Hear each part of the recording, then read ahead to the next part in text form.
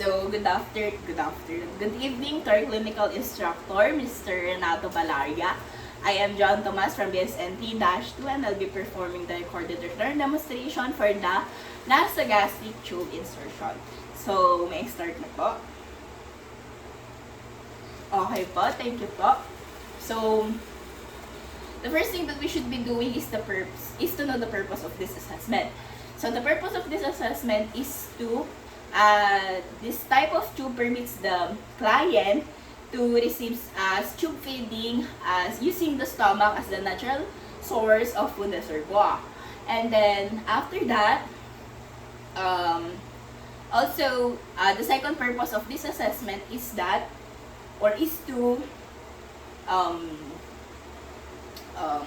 it decompresses or drains the fluids or air that is inside our stomach, that is our unwanted.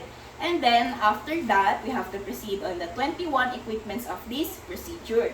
So for the first one, we have the nasogastric tube. So I'll just explain. So unfortunately, my equipments are on my apartment on Cabanatuan. So I currently don't have anything on those. Now I am currently on Gimba Nueva Ecija.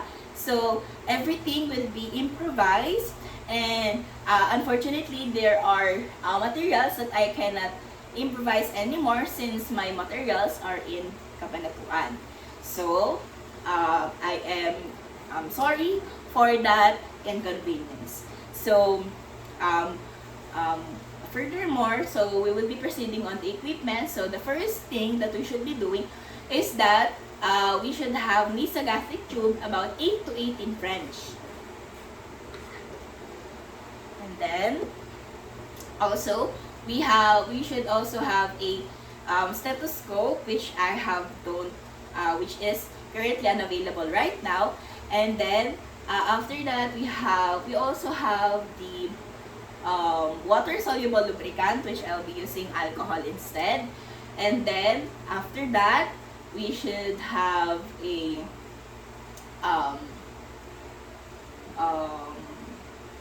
the normal sterile or normal saline solution or the sterile water for irrigation and for according to facility purposes. And then after that, we should have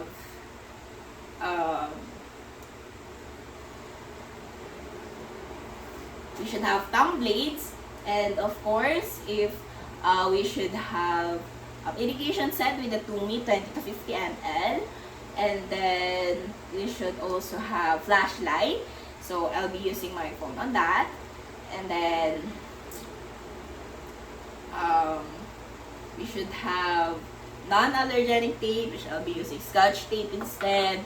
And then about 1 inch wide. And then of course, we also have the tissues. So here's our tissues. And then after that is that we also have the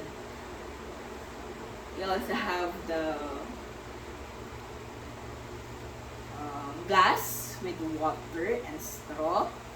And then we also have the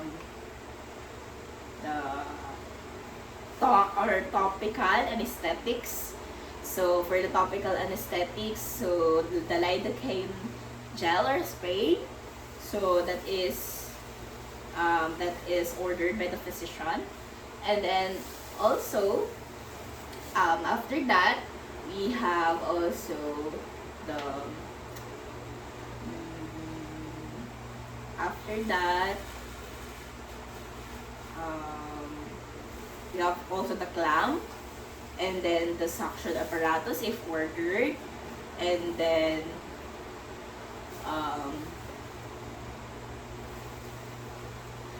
after that, we go to the bath towel or the disposable bag. And then after that, the disposable bag is the emesis basin. And then after that,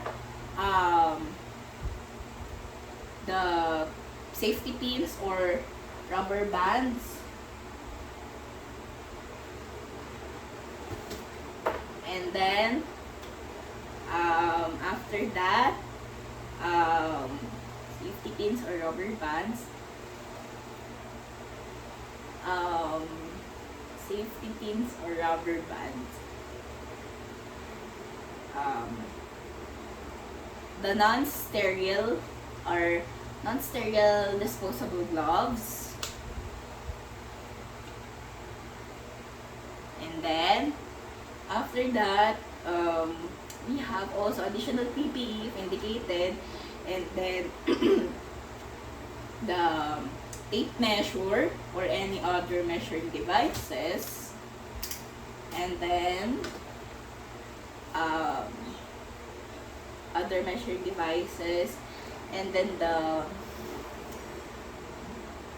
page paper and the skin barrier. And then after that, so the skin, or for the skin barrier, I will just use alcohol instead, or I'll just assume it. So after that, so we will now be proceeding on the assessment. So for the assessment of our patient is that we should assess if the patient can occlude the other side of his nose and breathe normally to the other side, because we are assessing here the patency of his nostrils. So, and then on the other side, so we should ask the patient. So, sir, pwede po bang i-ganto niyo po yung ilong niyo? Tapos huminga po kayo. Breathe in po, tapos breathe out. Tapos sa kabilang ilong naman din po. Breathe in din po, tapos breathe out. Okay po. So, thank you po. And then, we should select which nostril have more air easily pass. So, sa tingin niyo po, ano pong mas nadalian po kayong huminga? Dito po sa kaliwa or dun po sa kanan? Saan po? Dito po sa kanan. And then, after that, so we should assess if the client have any facial trauma, polyps, or nasal polyps, and then of course the blockages, the surgery. So the patient does not have seem to do that. And then after that, so after that, we should also assess for the client if the client have any facial surgeries. So the client doesn't have any facial surgeries. So because if the client have facial surgeries, that is a greater risk for if the tube might have entered the brain. And then after that, is yan, huwag kang ng daan. So after that, after we assess the whole face of the client, and then we should inspect now for the firmness and tenderness and distension on the stomach of the client or abdomen. So first is that we should auscultate. So assuming that I just auscultated for the normal bowel sounds, because I don't have any stethoscope at all. So assuming that I just finish auscultating the normal bowel sounds or the peristalsis of the patient, as well as I will be now palpating for the firmness and distension, if there's any, on the abdomen of the patient. So, sir, papalpate ko lang po, or hahawakan ko lang po yung tiyan nyo. Okay po?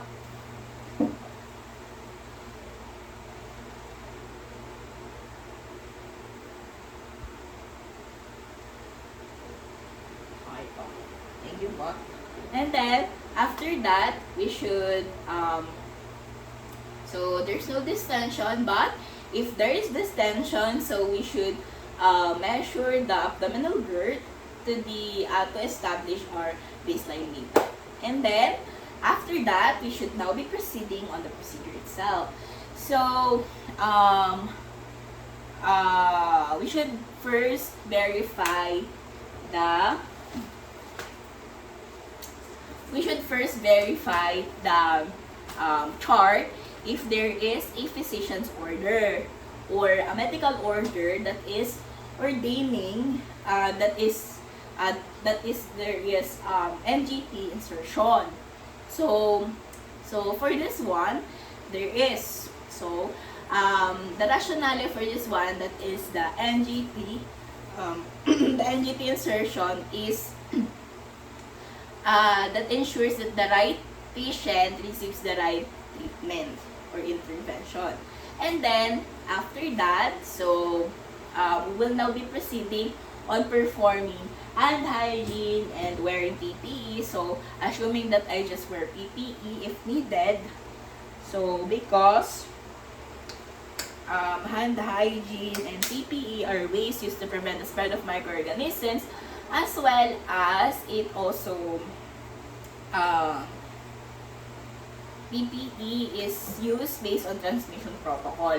So after that, we should identify the client. So that gives us the rationale that the right patient receives the right interventions and helps us to reduce errors. So good evening po, sir. Ako po si Joanne Tomas, student nurse po ako sa BSN University of the Philippines. Magiging nurse niyo po ako from 3 p.m. hanggang 7 p.m. ng gabi. So, ang gagawin po natin ngayon is magkakaroon po kayo ng nasogastric tube. So, pag sinabi po natin nasogastric tube, pinapasok po yung tubo dito po sa ilong nyo hanggang dito po sa sikmura nyo. Okay po? So, para po to kasi kung hindi po kayo makakain sa bunganga nyo, most likely po sa mga na-aksidente po to or talaga po hindi po sila makakain. Okay po? So parang kapag, kasi po di ba pag kumakain po tayo, solid food po yun. Ngayon, ang pinapadaloy po sa inyo is liquid food na po para hindi nyo na po kailangan na mumuya pa po ng pagkain. So yun po. Para din po ma-attain nyo po yung sapat na nutrition. Okay po? So pwede ko po bang malaman kung anong pangalan nila? Jordan. Ilang taon na po sila? 21. Anong pong birthday nila? November 29, 2002. Okay po. Thank you po. And then also, after doing those, is that we should explain to the client. So I just finished explaining. So we should explain to the client what we're going to do, the rationale, and why the tube is needed for this assessment. So I just finished explaining it. And then, of course, we should discuss to the client that this may get uncomfortable and painful as he may experience those. And also, after experiencing those, is that we should answer questions as needed. So, explain ko lang din po, sir, na most likely po, isa po ito sa mga procedure na medyo masakit po, tas hindi po medyo magiging comfortable po tayo. Okay po? Okay po. So, ayun. And then, after that, that gives us the rationale that this NGT insertion, so explanation is to elicit client's cooperation, as well as this NGT insertion is one of the procedure that is considered the most painful and difficult to handle. Although lidocaine may be used to as an analgesics or general anesthesia, so or to reduce discomfort, but is still considered as the most painful. And many complain that this procedure is the most difficult. So, and then after that, after explaining, is that we have to gather the equipment. So we have here the equipment, and then of course we have to select the appropriate size of the nasogastric tube. So for the nasogastric tube, so that is 8 to 18 French. So we have also for the rationale. So assuming that I just have the appropriate size of nasogastric tube, so also this gives us the rationale in doing so, this is to organize our task. And also the nasogastric tube that we should be using is that it should have radio back, it should have clear visible markings, it should have also multiple port for aspiration. And then, after that, we have to close the curtains. So, assuming that I close the curtains, I close the door. That is to provide clients comfort. And also, I'll be elevating the bed. No? I'll be elevating the bed or raising the bed into a comfortable working position.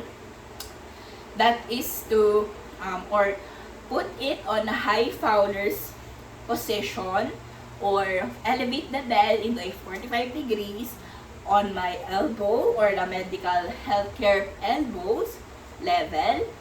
That is to prevent muscle strain or back strain. So, sir, so assuming that assuming that the client is already on tone or Fowler's position, okay, or higher Fowler's position or 45 degrees. So, also, after that, so, I'll be draping the client's chest in a disposable pad. And then, of course, preparing a MS's basin. And then, after that, so, sir, palagay na lang ito or kayo na po. And then, I'll be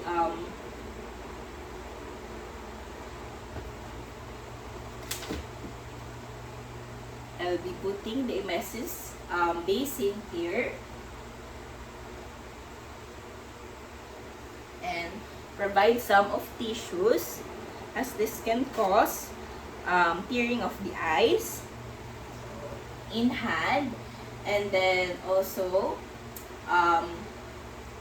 after that, so after putting those, so we put this in the position because the natural position for swallowing is that upright position. So it also prevents us to have a bronchial aspiration, as well as the NGT insertion simulates gag reflex, as well as gag reflex, and tear is a natural response in doing so.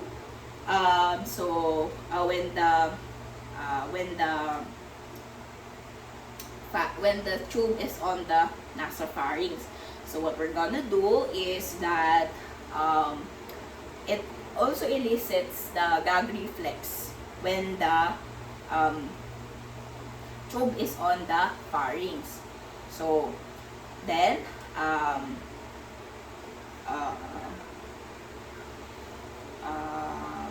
after that, so we have to measure. So we have to measure the distance. So we have to measure the distance from the, I'll just do it. So we have to measure the distance from the client's ear tip, or the tip of the nostril of the client, so like this. And then the tip of the earlobe of the patient, and then going to the xiphoid process, so like this. So I'll just mark it with indelible pen. So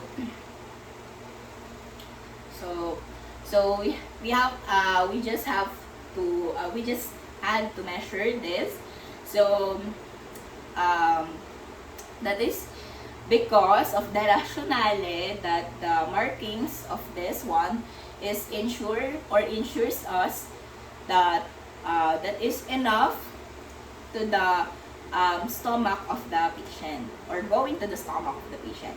And then, after we measure, is that we have to put on gloves. Okay, so, after that, we have to put on gloves.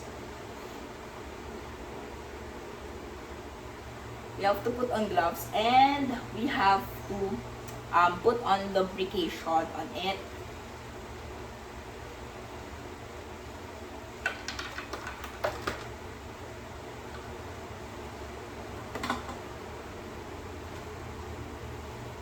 So we have to put on gloves, and we have to put lubrication on the tip of the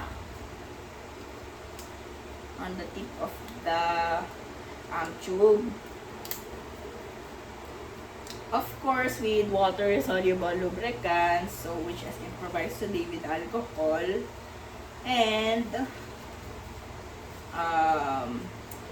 and we should apply topical anesthetics. Should apply topical anesthetics for should apply topical anesthetics for the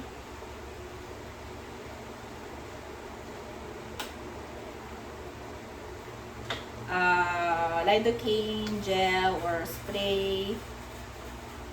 So that is the lubricating gel, about 2 to 4 inches lubrication. So assuming that I just put here a lubricating gel, and then after that, of course, after I put lubricating gel here about 2 to 4 inches, so we should apply on the nasopharynx or nostrils of the patient to have a topical anesthetics, lidocaine gel or spray should do. But we have to wait for the physician for further instructions. So I'll just, the rationale in doing this, lubrication reduces friction and provides easier passage for the tube to enter into the stomach. So also, after doing those, is that lubrication that will not enter, will not cause pneumonia in case the tube enters the lungs. And of course, the lidocaine gel or spray or anesthetics will be further instructed by the physician. So we should consult the physician first in application of those. And then after that, so we will be now, after selecting the right nostril, so we will be inserting the tube. So gently, about so we should ask the client if the client can flex gently his head. So pwede po bang i-bend niyo po ng konti, yung ganun lang po, konti, okay, konti lang po. Tapos right after that, so we will now be inserting gently. So assuming that I am inserting this.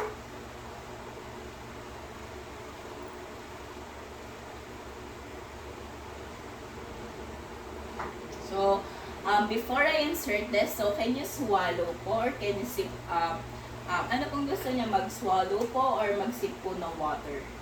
Sip ng water. Sige po. Sige po, mag-inom po muna kayo.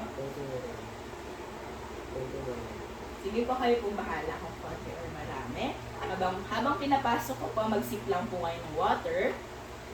Po. So, the patient should have gag reflex. Okay. Okay na po. And then, assuming that the patient have gag reflex, so we have, when the patient have gag reflex, that means that we are on the pharynx. So, the rationale in doing so, when we sip out of water, and then of course we are the way that I pushed that a while ago is that it pushes or it advances upon insertion upward to backward motion. upon the floor of the nostrils. And then after that, so of course it reaches the pharynx that stimulated the gag reflex. And then after that, of course, we should offer client support and comfort throughout the procedure and reassurance. So the rationale in doing so is that we have to follow the right contour towards the client's nose or nostrils to prevent injury, as well as fear is a natural response again for the procedure when the tube reaches the nasopharynx. So we should provide also tissues for the tears, and then of course gag reflex is normal since the tube reaches the pharynx. So after this is when the tube reaches the pharynx. So we will be instructing, so assuming that I am on the middle of the assessment. So can you drink again, sir? So I'll just continue to advance here. So when the client breathes, I'll stop. So okay po. And then so until I reaches the mark. Okay po. So I'll be now explaining the risk for this. I'll be explaining for the return demonstration, the explanation. So I just finished on the mark. So I just instructed also the patient to have a chin to chest down. So and then of course also after this is that when the tube reaches the pharynx, of course there is a gag reflex. So also when the gag reflex is initiated, so I have to chin to chest. Okay, so the chin to chest, and then when the client breathes, I'll stop advancing, and then continuous gagging and swallowing. Okay, so if continuous gagging and swallowing is persists but does not happen a while ago, since this is an assuming or just for demonstration purposes only. So but if that happens, so we should stop in doing so, because it could be worse, because that my friend is a sign of that the tube is on the airway, or a curled tube. So but the best way to stop there is that we have to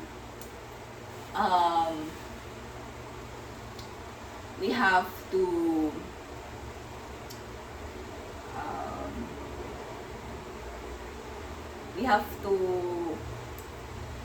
you call this? We have to relocate or reposition the tube with flashlight and tongue blade. And then after that, we have to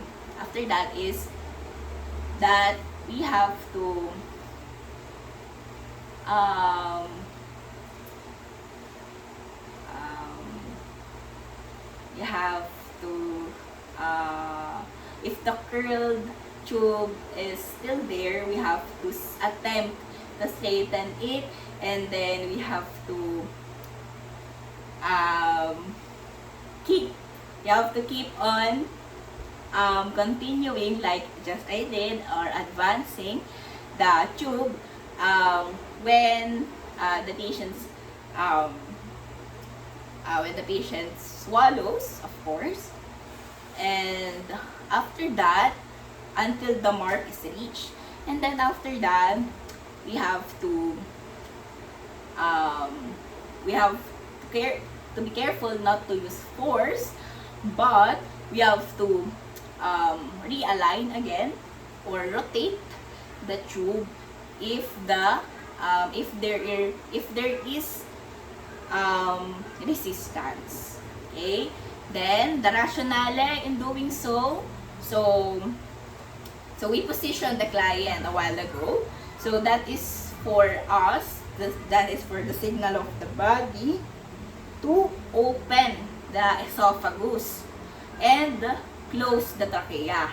So after that is that should be the sign when the trachea or when the epiglottis will cover up the trachea, and then it should and we should not use force because it will only cause more mucosal membranes damages or injuries. And then after that, we should be able to discontinue. Okay, so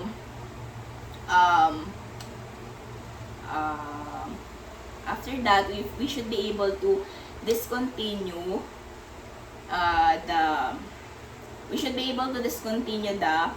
the procedure if and only if the gagging and the coughing, or if the patient continues to show signs of distress such as coughing, cyanosis, gagging, coughing, cyanosis, and also inability to speak or hum. So because that's the sign, or that's the time when the tube is on the airway. And then after that, you should be able to secure loosely the tube. So assuming that I secure the tube loosely on the patient's nose, and then of course after that, when we secure loosely, so of course we have, that is to stabilize the position of the tube.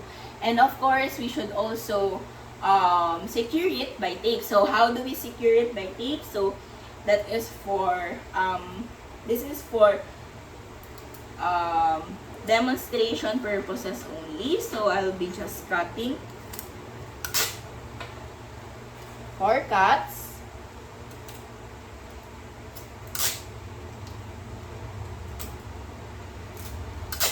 Four-inch cuts to secure the tape with 2 inches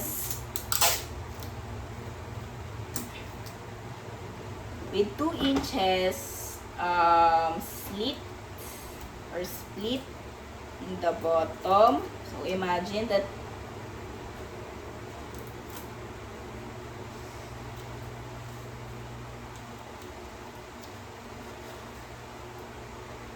then one of its splits with the, so I'll just do this instead. I'll just use this instead. So imagine that this is our tube. So we will be going through the unsplit part towards the lower bridge of the nose. So this should go down here. And then when the tape goes down there, so there's the tube, and then the other tape that is splitted here will go right through the over the nose. The first one is over the nose, that will secure to the tube, and also the other one is for the tube. So that is for the demo purposes only. And then, so I'll just disregard this. That is for demo purposes only. And then after that, so after that, after we secure it, so the rationalization for that is for, of course, for the stabilization of the syringe, or of the for the stabilization of that of the tube. Of course, we have also to attach the syringe. So, we have to we have to attach the syringe on the tube to aspirate some of its gastric contents. So, we have to connect the syringe. So, imagine that I have syringe here. So, imagine that this is connected to the client. So, can you hold this po? So, imagine that it is connected to the patient. So, I'll be using assumed syringe. So, I'll be aspirating. So, through the multiple port for aspiration of the tube. So, I'll be aspirating some of its gastric contents. So, yun po. Thank you po. So, that is for demo purposes only. So, when I have this, so the rationale in doing so is that the gastric contents for this is that it should be able, or we are sure that we hit on the stomach because we aspirated some gastric contents. So because pH level means gastric. So after that, if not, so don't worry. So we will be reposition the client, or better way, we will be filling on the air about 30 ml of air from the syringe. So what we're going to do is that so the rationalization also for the air that, or the patient that shows signs of distress, is also if there were any 3 unsuccessful events that the nurse has tried to insert or administrate a nasogastric tube. So it will be different, or it will alter or change from a different nurse, and that nurse will try that to that same patient, if that nurse have 3 unsuccessful attempts too, so the patient will refer to another healthcare professional. So I just added that for the rationale on the patient shows signs of distress. And then right after that is we will now be proceeding on we have to measure for the pH level. So so for the pH level is that we will now be measuring for the pH level. So what we're going to do is that we have to get a pH paper and or a measuring cup. So remember that gastric content. So we will be getting that. So I'll be assuming that this is our gastric contents, and we're assuming that I also have a pH paper. So we'll just drop on that pH paper, and on that pH paper there's a chart by the manufacturer, and compare the results within 30 seconds. So the rationale in doing so is that so the pH level, the science or research, so the research predicts that the pH level is more predictable when the pH level is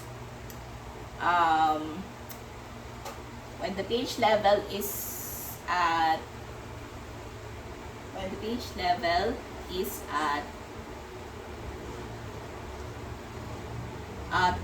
of course right placement, and then the right so of course on the pH level, so what we're going to do is that it should be acidic below 5.0 level, and it should, so for the patients who are taking acid inhibitory agent, so that would be 4.0 to 6.0, their normal level, pH level. And then the pH level for the pleural is 6.0 or higher. And then for the pH level of intestinal fluid is 7.0 or higher. And then right after that is that, so the patient, after that is will now be proceeding on, after that pH level is that we will now be proceeding on visualizing the contrast or the gastric contents, the color and consistency of it. So after that, so we get the gastric contents. So the gastric contents that I get to the patient is green. So what does it mean? So the rationale in doing so is that the gastric contents usually is greenish to white or greenish to brown, because yan. So greenish to brown. So when the greenish to brown, also on the intestinal aspartate. So for the intestinal aspartate, that is that should be clear to golden yellow, and then it should be with bile. When bile, it should be white to or brown to yellow, or yellow to brown, or with old blood, of course, if normal. And then of course, if the on the aspirate of urine, that is with mucus, that is off-white to tan. And then after that is that we will now be proceeding on obtaining the radiograph. Okay, obtaining the radiograph from the X-ray, or that is the placement for our tube. So the rationale in doing so is that radiograph is the best method for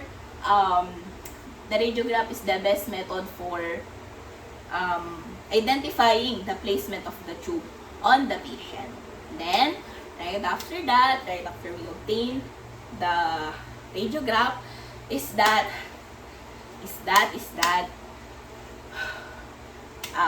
after that, we will now be proceeding on applying the skin barrier. So for the skin barrier, let's us assume again that this is alcohol, or the skin barrier again. So we should apply, so assuming that I have just applied the skin barrier on the nostrils, at the tip of the nostril, at the end of the toes of, or at the end of the nose of the patient. And then after that, after I apply the skin barrier, I let it dry. And then after I'll remove my gloves. Why? So that it does I'll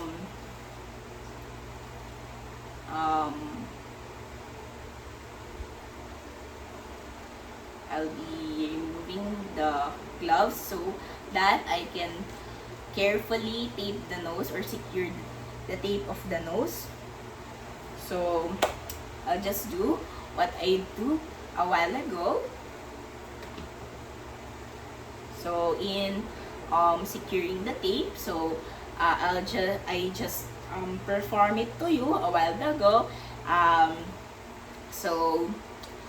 We cut. So what I did earlier is that we cut the tape to secure the tape, 4 cuts of it, 4 inches of it, and then we cut on the bottom part 2 inches of it, 4 pieces, 4 inches then, and then 2 inches on the bottom, and then the unsplinted part would go over the bridge of the nose, and the two splinted part would go over to the bridge of the nose, or go to the nose, and then the other splinted part is where the tube usually takes place to secure the tube.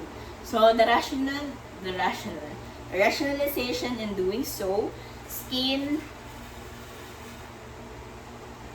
adhesions or skin barriers.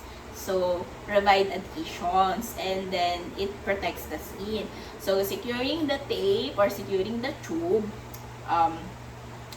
you should secure the tube to the, of course, we should secure the tube onto the client's gown for safety, and with rubber band or safety pin to stabilize, that is to stabilize the position of the tube.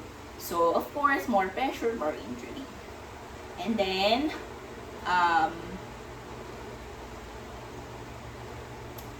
what we're going to do is that we have to put on gloves again. After we remove it, we have to put on again. We have to put on the gloves. We have to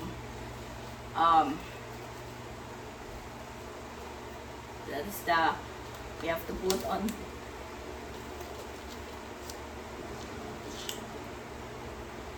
put on the gloves and then clamp the tube, and then we have to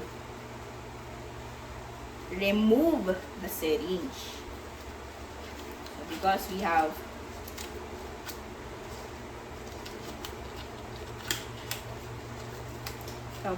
put on the gloves, we have to close the clamp. So assuming that there is a, so this is endotracheal tube here. So I'll just close the clamp and I'll be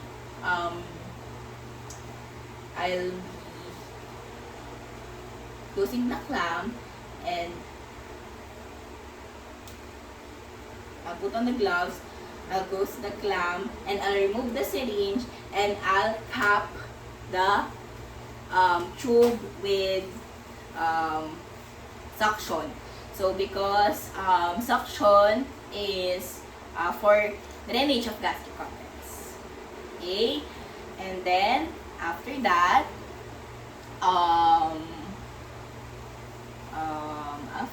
is that we have to measure the length of, we should measure the length of the exposed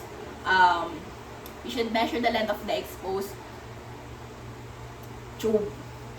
So can you hold this up? So assuming that this is for demonstration purposes only. So assuming that this is the exposed tube. So I'll be measuring it.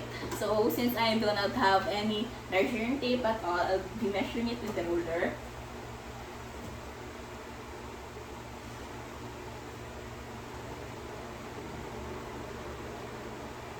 This is about 2 inches. So the exposed tube is about 2 inches. So in this, so we will be measuring this each time, and then when we measure the exposed tube, is that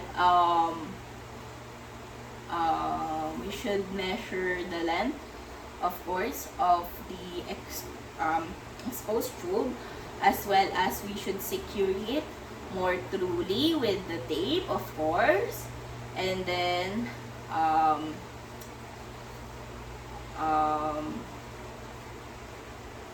after that, we should measure this time by time, so that because it can lead to displacement. And then after that, after we measure the exposed tube, so we should turn the head of the client, so that is to secure. So sir, so after we measure the exposed tube, so can you hold this again up? And then consider, or assuming again that this is connected or inserted upon his to the stomach, from the nostril to the stomach. So, turn your head to the opposite side po. So dun po kayo haharap kasi po, at dito po naka-insert yung, ay dito po. Kasi po, di ba, dito po nyo tinuro kanina. Yan. So, dito po kayo haharap. So we should turn the head away or instruct the client to turn head away opposite side of where the nasogastric tube is inserted. So, okay na po. So, while doing this po, so I'll be securing the tube upon the patient's gown with the rubber band. So, assuming that I just have done that. So, thank you po. And so, for the rationalization again, that is to secure the tube. Okay? And then, after that is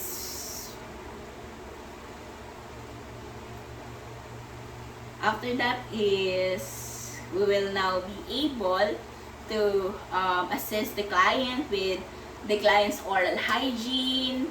Okay? So, with the client's oral hygiene is that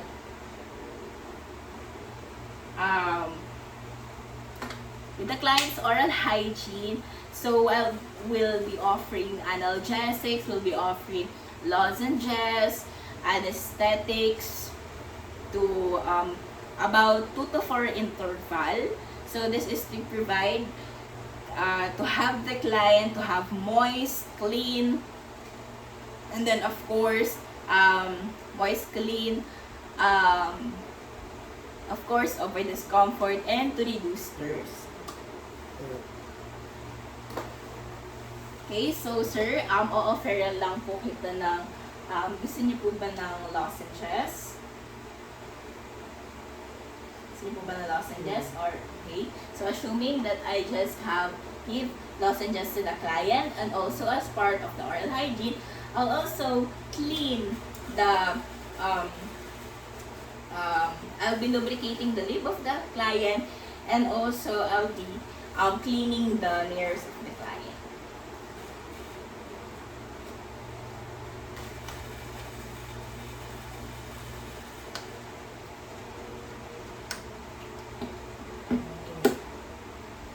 So assuming that I just cleaning the nares of the client as well as lubricating the lips of the client, and then we can now proceed on the last step of this procedure, that is to remove the equipment. So we have to remove again for demonstration purposes. So we have to remove gently but slowly the equipment. Okay. Po.